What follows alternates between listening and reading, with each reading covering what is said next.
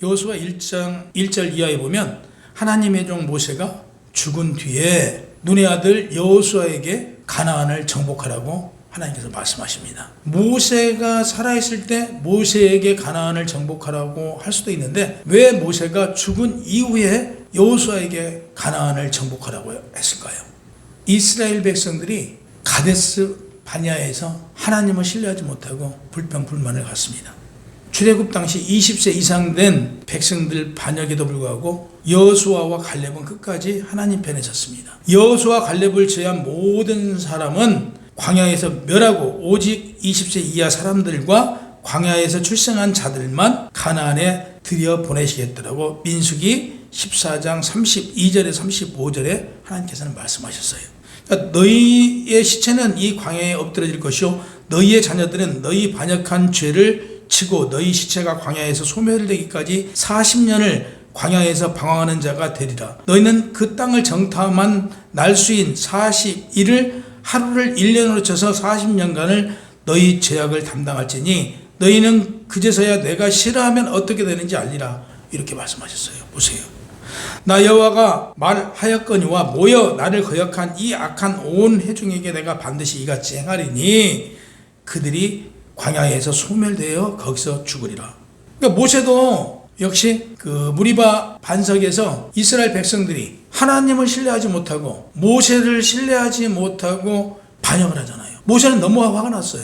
처음 애굽에서 구원해 냈을 때도 역시 다 자기들 죽게 했냐라고 모세를 원망하잖아요. 시간만 좀 지나고 조금 어려움만 겪으면 모세에게 이렇게 불평불만을 하고 우상을 만들고 범죄를 합니다. 참다 못 참은 모세가 이스라엘 백성들에게 화를 내요. 결국에 이스라엘 백성들과 모세와 사이에 싸움이 납니다. 민수기 20장 1절 이하에 보면 이스라엘 자손 회중들이 신광야 도착하여 미리암이 거기서 죽었어요. 그리고 장사를 했습니다. 2절에 보면 회중들이 무리 없으니 모세와 아론에게 모여들어 너희가 어찌하여 여호와의 회중인 우리를 애굽에서 나오게 하여 이 나쁜 곳 광야로 인도하여 우리와 우리 짐승들이 여기서 다 죽게 하느냐. 이것은 파종할 것도 없고 무화과도 없고 포도도 없고 석류도 없고 마실 물도 없다라고 얘기해요. 그러니까 불평불만만 내뱉습니다. 모세는 온순한 사람이었어요. 이스라엘 백성들이 하나님을 신뢰하지 못하고 불평불만하는 백성들에게 나무랬어요. 3절에 보면 백성들과 모세가 다투었다고 기록되어 있어요. 모세와 이스라엘 백성들이 다투었단 말은 우리 형제들이 여호와 앞에서 죽을 때 우리도 죽었더라면 좋을 뻔했다라고 이런 말을 해요. 이런 말을 들은 모세는 화가 나서 이스라엘 백성들한테 나무랜 거예요. 이스라엘 백성들에게 나무래고 화를 냈다라고 해서 하나님께서는 모세가 이스라엘 백성들을 가나안으로 이끌어갈 수 없다라고 얘기해요. 그래서 우리는요, 성도들은 분을 내면 안 돼요. 특히 지도자들은 분을 내면 안 돼요. 지도자들이 분을 내면 모세에게 맡겨진 양들을 천국으로 인도하지 못하고 죽어요. 하나님 영광을 가렸대요. 하나님 명령을 어겼대요. 아니 모세가 언제 하나님 명령을 어겼어요? 순종했지. 75세에 하나님께서 불러서 내 고향을 떠나. 오늘날로 말하면 뉴욕에서 저 오지로 가라고 하니까 오지로 왔어요. 그 정도로 순종한 모세에게 너가 나에게 순종하지 않았대요. 왜? 이스라엘 백성에게 화를 내서 이스라엘 백성들하고 싸움을 했기 때문에 순종하지 못했다고 말씀하시는 거예요. 화 함부로 내면 안 돼요. 하나님을 믿는 성도들은 화를 내서는 안 돼요. 늘 겸손해야 되고 섬기는 자세야 돼요. 하나님께 이런 얘기를 들은 모세는 얼마나 고통스러웠겠어요. 그래서 하나님한테 얼마나 매달리고 기도했겠어요. 하나님, 저 가나안에 들어가게, 천국에 들어갈 수 있게 도와주세요. 하나님, 가나안으로 이스라엘 백성들 이끌고 갈 수 있도록 도와달라고 아무리 애원하고 또 애원하고 기도하고 또 기도했지만 하나님께서는 결국 응답해 주지 않았어요. 그렇다고 응답받지 못한 모세가 하나님을 배반하거나 하나님께 불만을 가지지 않았어요. 우리 생각과 하나님의 계획은 달라요. 또 우리가 알고 있는 세상 죄와 하나님께서 말씀하신 성경에 기록된 죄와 또 다르잖아요.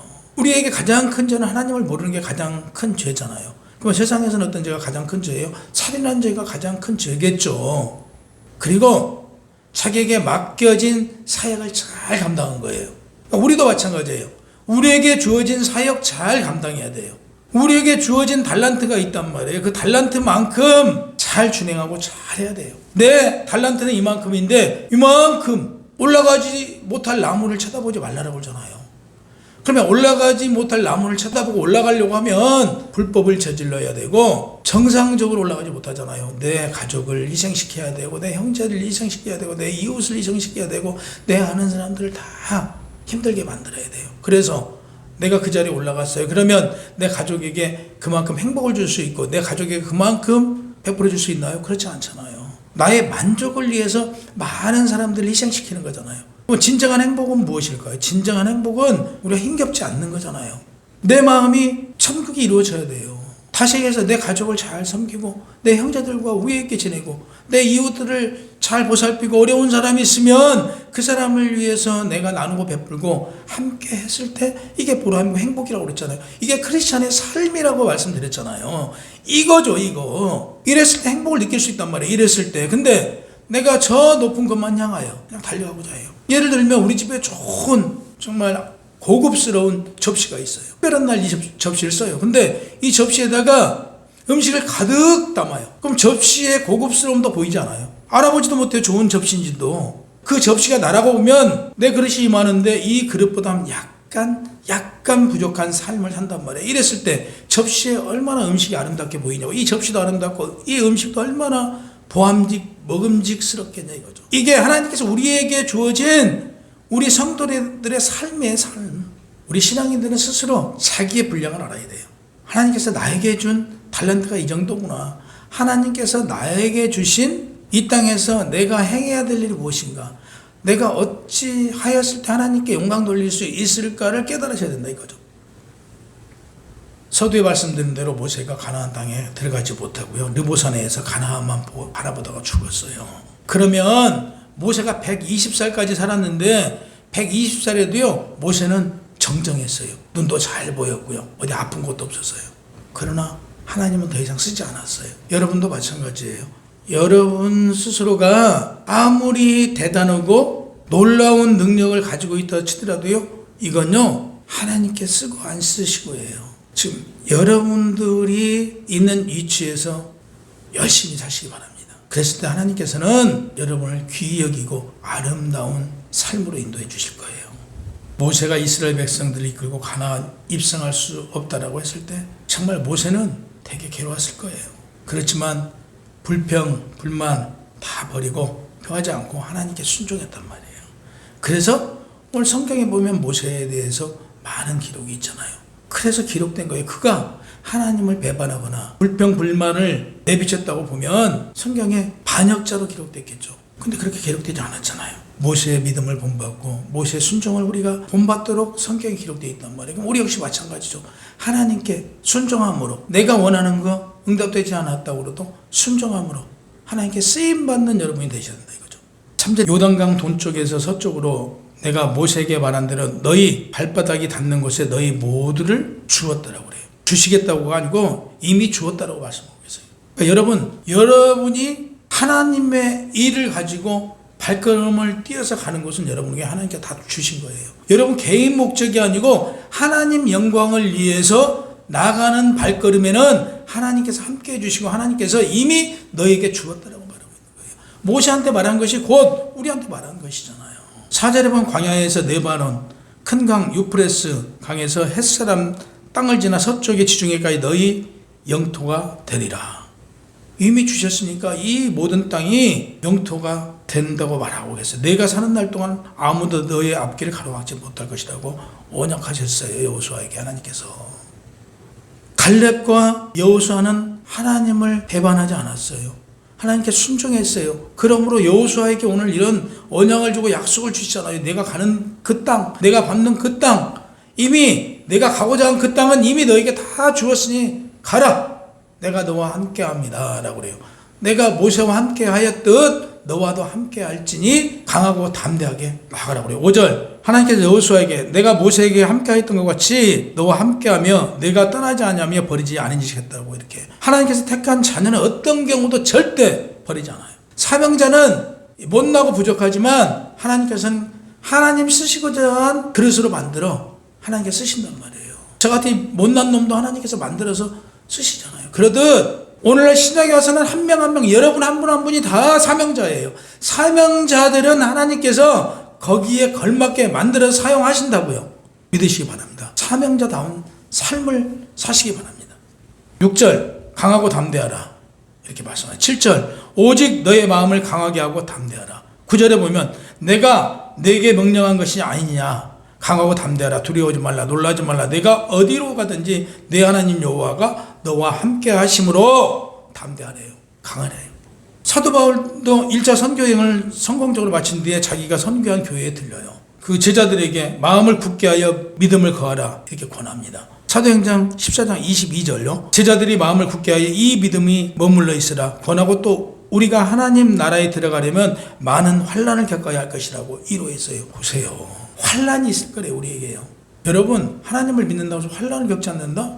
천만에요. 환난이 있대요. 하나님 나라에 들어가려면 로마서 8장 17절 자녀이면 또한 상속자 곧 하나님의 상속자요 그리스도와 함께 한 상속자니 우리가 그와 함께 영광을 받기 위하여 고난도 함께 받아야 할 것이라 이렇게 얘기해요.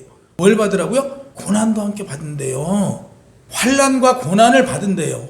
우리는 환난과 고난을 통해서 우리에게 유익을 주시고자 하나님께서는 좀 더 우리를 가까이 부르시고자 환난과 고난을 주신단 말이에요.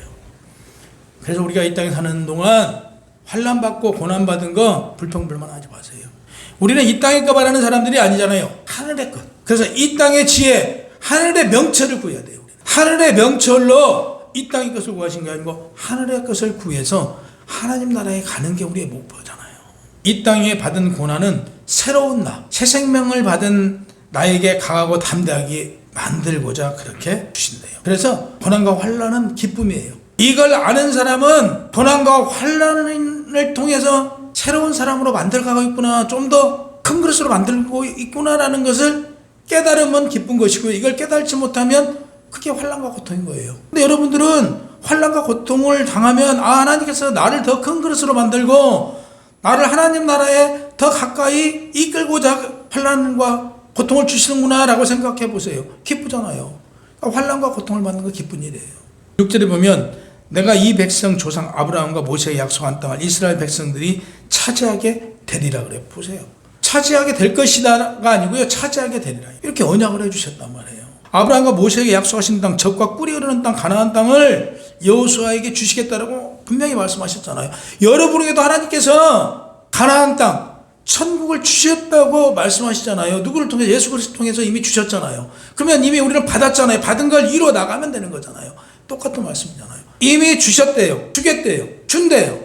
7절 하나님께서 모세와 여호수아에게 명령한 것 다 지켜 행하라. 하나님께서 모세에게 뭘 행하라고 그랬어요? 십계명을 만들어줬잖아요. 그리고 법을 만들어 주셨잖아요. 다 지켜 행하래요. 그리고 좌로나 우로나 치우치지 말래요. 그러면 너는 크게 용기를 내어 모세에게 명령한 율법을 지키면 내가 어디를 가든지 성공할 것이니 흔들리지 말라라고 말씀하신 거예요. 어디를 가든지 흔들리지 말고 나가래요. 그러면 너는 성공할 것이대요. 우리가 사업 하나님의 방법으로 하자고요. 이 땅에서도 우리 신앙생활요 하나님의 방법, 하나님께서 말씀하신 방법으로 하자고요. 예수 그리스도께서 제자들에게 말씀하신 제자들이 사도들이 교부들한테 얘기했듯 성도들한테 얘기했듯 그대로 살아가자고요. 그러면 우리는 성공한 삶을 사는 거래요. 성공한 삶을. 8절 이 율법책을 내 입에 떠나지 말게 하며 주야로 이것을 묵상하여 그 안에 기록된 대로 다 지켜 행하라. 그리하면 내 길이 평탄하게 될 것이라. 내가 형통하리라. 우리가 법을 지키면요 다 평안하고 형통하대요. 여호수아에게 이렇게 말했어요. 뭐 우리에는 적용이 안 될까요? 예수 그리스도께서는 율법을 폐하러 오신 게 아니고 완성하러 오신 분이에요. 율법의 완성은 우리 죄, 우리가 지은 죄, 우리 조상이 지은 죄, 예수 그리스도가 십자가 못 박혀 죽으심으로 다 사함을 받았어요. 그러면 죄 사함을 받은 우리는 이제는 어떤 삶을 살아야 되냐? 우리가 믿음으로 의인됐잖아요. 그럼 의인다운 삶을 살라 이거예요. 어떻게? 하나님의 말씀대로 성경 말씀 가까이 하고 그 말씀을 우리 입에서 떠나지 말게 하래요. 지키라 이거죠. 지켜. 그래서 은혜 안에 법을 지키며 선을 베풀며 의인다운 삶을 살아가는 우리 열방을 위해 성도들이 되시기를 주님의 이름으로 축원합니다.